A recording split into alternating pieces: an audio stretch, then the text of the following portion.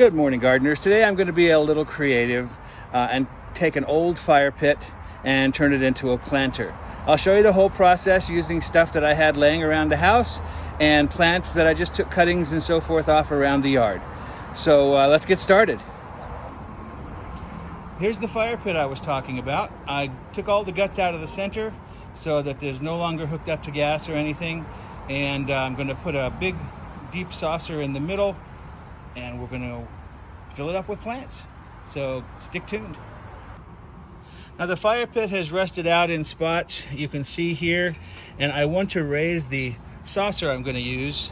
I want to raise it up off the bottom a little bit so that it drains well. So I'm going to use this gritty material here just to put a fine layer at the bottom, but to keep it from falling through, I'm going to use some screen. And I'll just some regular old galvanized window screen. So once I put the window screen down, I covered it over with the gravel so I could raise the saucer up. This is the old saucer I'm using right here. You can see it's been well used. I've melted a bunch of holes in the bottom so it'll drain through and won't keep things too wet. And it just fits really nicely in the middle of the table there. Now for the potting mix, I use the regular Pro mix that I like to use a lot. It's very free draining. But since I'm going to be putting a lot of succulents and things like that into this planter, I'm going to add a bunch of this fairly coarse, sharp grit. And that's about, maybe a third grit and 2/3 potting soil.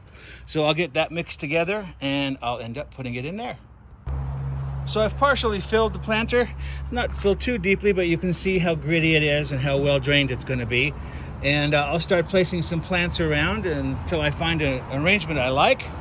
And speaking of plants, here's a box full of plants that I've propagated out of the yard. There's some sedums, some stipa grass, a few silenes. There's a agave down here, a dwarf agave, some hens and chicks, and then an assortment of different cuttings I'm just going to stick in, and they'll root in and take off on their own. All right, so now that I've got the main potted plants that were rooted and so forth into the planter, I can start playing with all these cuttings of the hens and chicks, and I've got some different kinds of sedums to trail around the edges. But first, I'm going to top dress the whole thing with some gravel to make it look nice, and then I can just poke the cuttings into the gravel so they can root in on their own. All right, so now that I've got it all covered with gravel, top dressed with a nice gritty gravel, I think it looks nice. It's complementary to the surrounding area and the plants.